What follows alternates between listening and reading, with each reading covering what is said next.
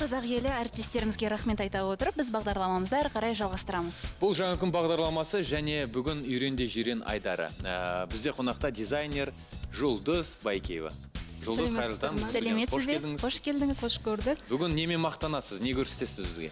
Сіздерге гүл салатын құмыра жасауды үйретемін. Оны қарапайым. Мынау бір дайын түрі. Иә, мынау дайын түрі жасап алып келдім. Көрсем бола ма? Болады. Ол үшін не керек? Ол үшін бізге Желім, түрлі тастар, түймелер, гүлдер қолдансаңыздар болады. Жіп, сонен кейін қарапайым үйде күнделікті бәрінің үйінде кездесетін банка. Ал бастайық. Ал енді оны жасау үшін бізге мынандай жіпті бір 10-15 метр алсаңыздар болады мына банкаге.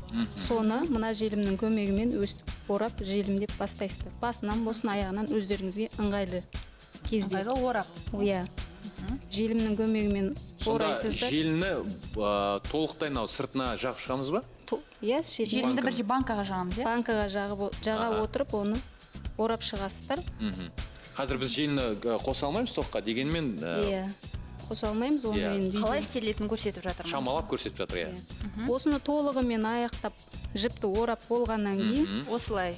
Иә, оны өздеріңіздің моншақтар болсын, тастар болсын, түймелер болсын, өз қиялдарыңызға еріп беріп, әрлеуге болады, сәндігін арттыру үшін. Оны мынандай. Ал бұл тастар түсіп қалмай ма, уақыт өте? Жоқ, түспейді.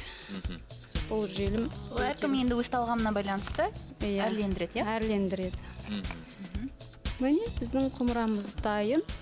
Осындай құмыраны кез келген адам үйінде жасап алса болады.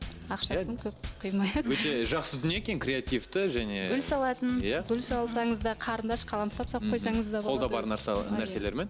Қолдануға болады. Көп рахмет Жұлдыз, сізге осындай кеңестеріңізбен бөліскеніңізге. Біздің көрермендер міндетті түрде осын қолданып, өздеріне осындай шағым, әдемі құмыран жасайды деген ойдамыз. Ал қымбатты көрермен, біз бағдарламаны әрі қарай жалғастырамыз.